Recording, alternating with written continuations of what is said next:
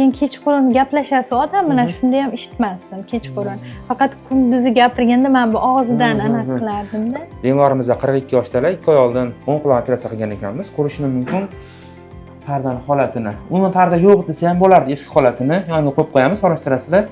Mana shunaqasi katta teshuv bor edi. Yamaganmiz. Mana ko'rinib turibdi, juda ham zo'r holatda, idealni zo'r ketgan. Operatsiyadan oldin eshitish qanaqa edi? Yaxshi eshitmasdim. Past eshitardingiz. Demak, operatsiyani 2 oy oldin bajardik. Operatsiyadan keyin og'riqlar, kuchli og'riqlar bo'lmadimi? Yo'q. Eshitish qachondan yaxshilanishga boshladi? Qachon sezishga boshladingiz? Shu operatsiyadan keyin o'zi eshitishim Sal yaxshilandi. yaxshilandi. Anaqa televizorni ham shu 15 larda eshita olmasdim.